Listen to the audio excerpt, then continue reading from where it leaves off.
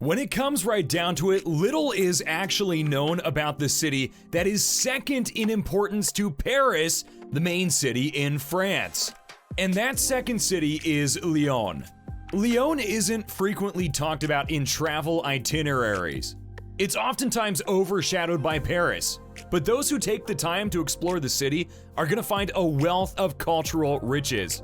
Lyon has actually gained a spot on the UNESCO World Heritage List, and that's largely thanks to its Roman history. The city is home to the oldest ancient ruins in all of France. But it doesn't just stop there, it's also got medieval neighborhoods and elegant Renaissance homes. And it's second only to Paris for many, many reasons. It has an absolutely vibrant culture and, not to mention, French wine. Obviously, Paris has that too, but you're not going to miss out on that if you go to Lyon. So stay until the end of this video to know more about this paradise and the kinds of cultural experiences that you can find here. Of course, make sure that you subscribe, drop the video a like, and share with your family and friends who might also be interested. Remember, Paris isn't the only city in France. Let's talk about the top 10 things to do in Lyon. Weighing in at number 10, the Opéra de Lyon and Théâtre des Célestins. Now, my French really hasn't gotten much better over time, so some of these pronunciations might still be a little rough. But the Opéra de Lyon is a lavish 19th century opera theater with an incredible dome, which is actually located on the Place de la Comédie. And no, this isn't just where you go to see stand-up shows. Using contemporary architectural methods, Jean Nouvel increased the size of the original theater during its renovation. And by the way, the size increase was massive. This theater offers a wide range of opera, as well as ballet, and classical music concerts. And trust me, when you pair French wine with classical music, it's a magical experience. This theater was built in 1881, and the stunning neoclassical Théâtre des Célestins is one of the most stunning auditoriums in all of Europe. Ironically, it wasn't created in the French style, but instead, it features Italian-styled architecture. Visitors can relax in comfortable red velvet couches. Very little is better than that, by the way. And take in the stunning ceiling artwork and gilded furnishings. Tons of different plays and shows are put on here that cover a wide variety of topics. And I do want to let you guys in on a secret really quick. Only certain days feature tours of the theater as well. So if you want a guided tour, you're going to have to check the schedule and make sure that you can visit at that time. Because after all, it is still an active theater. Number 9, let's move on to the Cathedral Saint-Jean-Baptiste. The majestic Cathedral of St. John, which dates back to the 12th century. And as I always like to say, that's about 900 years before AirPods. This cathedral is well known for its 13th and 14th century stained glass windows. A kaleidoscope of vibrant light enters into the cathedral through the enormous rose window, which is from the year 1392, 100 years before Columbus sailed the ocean blue. The cathedral's facade is late Gothic with a Romanesque basic structure. This cathedral also features the astronomical clock, built by Nicolas Lippius in 1598. And it also features a bell called the Anne-Marie de la Primetale. That almost sounds Italian. That was cast in 1622. It's one of the largest bells ever made, and it's rung only on Catholic feast days. So depending on when you're there, you may be able to hear it ring, which is an incredible experience. This thing is way louder than you would think. The embankment nearby also features stunning views, and you can even see the towering twin towers of the city from a pretty good distance from this viewpoint. Number 8, the Basilique Notre Dame de Foie. The Basilique Notre Dame de Foie stands 130 meters above the Saône River in a magnificent setting on the Collen de Foie. Again, these names are a little tough, but anyway, stick with me. Funiculars ascending the slope take passengers to the Basilica. After the Franco-Prussian War, which most of you viewers probably don't remember, between 1872 until 1884, the inhabitants of Lyon swore to build a Marian sanctuary if their city was spared in the war. And as a result, the chapel was born. The interior is lavishly decorated and combines Byzantine and Gothic architecture. It also features lavish mosaics and artwork. And after you explore the interior, you can travel to the Northeast Tower, which gives you a great view of Lyon's surroundings. The Esplanade des Foies, which is on the left-hand side of the Basilica, is another great place to go for amazing vistas. Number 7, the Centre de Histoire de la Résistance et de la Déportation. I think I said that right. Due to the intensity of its resistance to the Nazi regime during World War II, Lyon earned the nickname Capital of the Resistance. The building that the head of the Gestapo in Lyon occupied now actually serves as the home of the Resistance and Deportation History Center. The current use of the structure honors victims who were imprisoned in its very cellars. Yeah, not very nice. The History Center chronicles the tale of those who endured the Second World War, including deportees, their hidden children, resistance fighters, and others. The key moments of World War II are covered here in a permanent exhibition. You can also view a documentary about Klaus Barbie's trial, who was the SS officer who oversaw the Gestapo in Lyon, and other eyewitness accounts and historical information. Number 6, the Musée des Tissus et des Arts Décoratifs. And no, this museum isn't about Kleenexes. The Fabric Museum and the Museum of Decorative Arts are two excellent museums that are housed in an 18th century estate. And when even the building is cool, you know it's going to be a great museum. Visitors to the Musée des Tissus can learn about the interesting history of Lyon's silk trade, which dates all the way back to the Renaissance. Rare garments are displayed from the 13th and 14th centuries. You can also find magnificent tapestries from the 18th century, and you can also see a bit more modern 19th and 20th century items. Even if you don't like fabric, this is a great museum, because an amazing silk gown worn by the Empress Josephine is also on display. You can also find pleated tunics from Egypt's 5th dynasty from 2500 BC. I don't even know how many years before AirPods that was. I'm not going to try to figure it out.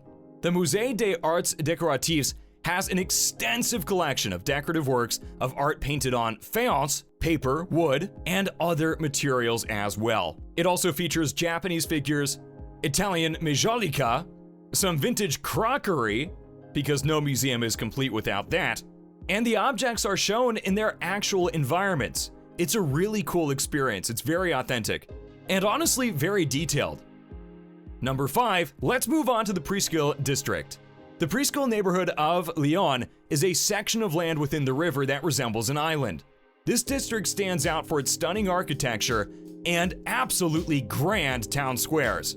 Even if you're just going to see the fountain designed by F.A., is reason enough to visit the Place des Taroux. And this incredible art shows the Garonne River's triumphant chariot. It features 4 exquisitely sculpted horses. You might actually think these horses are alive, which appear to be working extremely hard and stand in the 4 separate rivers that empty into the ocean. On the east side of the square, you can find Lyon's Hôtel de Ville, built in 1646 to 1672. But it was renovated by Jules Hardin-Monsart in his Baroque style after it was burned out from the inside. No better time to renovate. The Palais de la Bourse et du Commerce, man, that might be my worst French yet, located on the Rue de la République, is another impressive structure in the region. It was built in the 19th century, even though it has a Renaissance design. The Église Saint-Bonaventure is a former Franciscan church which was built in the 14th and 15th centuries, and that's located further south of the Palais de la Bourse. The Place Bellecour is located between the Rhône and Saône rivers in the Presqu'île neighborhood of Lyon. And this is arguably the city's best square. It's beautiful. In the center of the square features a statue of Louis XIV in all of his glory. And he's sitting on a horse, which makes the statue, in my opinion, even better. And this whole thing was made by the Lyon-born sculptor F. Lemont. Number 4, let's move on to the Colline de la Croix-Rouge. This ancient district, which was built on the Croix-Rouge hillside, was a significant weaving hub in the early 19th century. The streets have a very steep incline, which can be a little tough to navigate but creates amazing twists and turns. The staircases here are breathtaking. The neighborhood also features an array of traboules, which are covered passages that wind between courtyards, buildings, and pedestrian stairs. This makes the location very distinctive and really unlike anything else out there. And strangely enough, these passageways were used by silk weavers to transport their products in the 19th century. The traboules are accessible to the general public, but it is considered polite to stay pretty quiet when you're on the paths. Just don't be a loud tourist. Maison de Canute is another location nearby. This is a museum that focuses on the craft of making silk, and visitors can learn about the development of the jacquard loom and see hand-weaving demonstrations. Moving on to number 3, the Musée de la Civilisation, my pronunciation's getting worse, Gallo-Romaine. The ancient Roman capital of Gaul, Lugdunum, which was established way back in 43 BC, is where Lyon now stands. Vases, gravestones, mosaics, statues, coins, and pottery from the Gallo-Roman era are among the many artifacts that you can find in this museum. The artifacts on display in the museum's displays are from excavations that took place nearby and in the city of Lugdunum, as well as Saint-Romain in Gaul and Vienne, which are both Roman sites. And there are so many diverse objects in this collection, it is breathtaking. It features a massive Hercules sculpture, ornamental marble pieces from old baths, a stunning 100 square meter floor mosaic, which features representations of the god of the oceans, and other highlights. There's a lot of stuff to see. It's also nearby some Roman ruins, which also features Roman theaters. And one of them, the Grand Theater, dates back to 15 BC. It's really old. Number 2, let's talk about the Quartier Saint-Jean and Quartier Saint-Georges. The atmosphere of Ville Lyon can be experienced at Lyon's evocative Quartier Saint-Jean. There are several little peaceful courtyards and winding cobblestone streets in the medieval district to the north of the cathedral. You can start your explorations in the area of Rue de Boeuf and Place Neuve Saint-Jean, which is a charming square populated with classic eateries. I'm getting hungry just thinking about it. Then explore the pedestrian-only Rue Saint-Jean and Rue des Trois Maries. Along the road, there are tons of boutiques, crêperies, bouchons, classic eateries, and cafes. You can continue on this route until you arrive at the Place des Petites Collèges and the Hôtel des Gardons. The Musée d'Histoire de Lyon depicts the history of the city all the way from antiquity through the Middle Ages and Renaissance, up to the 20th century. And it's all packed into a 16th century townhouse. Worldwide marionettes are on display at the Musée des Arts de la Marionnette. The Compagnie MA can even be found in Théâtre Les Gardons de Lyon, which is just a short walk away from the Gardons museums. Now, possibly the most fun activity in Lyon is going to a classic puppet performance in this theater, where they still use French. For all of the performances, I know probably not that surprising because this is in France, but anyway. At the puppet theater Théâtre la Maison de Gounod in the Quartier Saint-Georges, you can also see marionette performances. The Cathedral Saint-Jean-Baptiste is close by, and so is the Café du Soleil, where you can find the iconic Lyonnaise lunch, named after Lyon. The Maison de Gounod Theater is also nearby. Number 1, let's talk about the Musée des Beaux-Arts. And don't tune out now. Hey, watch the whole thing. You guys aren't going to want to miss this last point. This Musée des Beaux-Arts, which is regarded as France's second best museum of fine arts after the Louvre, serves as a testament to Lyon's remarkable, and I mean remarkable, cultural past. The museum is housed within the 17th century Abbaye Royale des Doms de Saint-Pierre at the Place des Taroux, close to the Hôtel de Ville. That's a lot of French. One of the largest art collections in all of Europe may be found in this museum, which features an especially amazing collection of sculptures and paintings from the 14th to 20th centuries. The collection of antiques, ancient coinage, and visual arts are also just as interesting. And many European masters are featured here. Delacroix, Fragonard, Géricault, Rembrandt, Rubens, Poussin, and Voronezh. And many of their paintings reside here, so that's a great reason to go.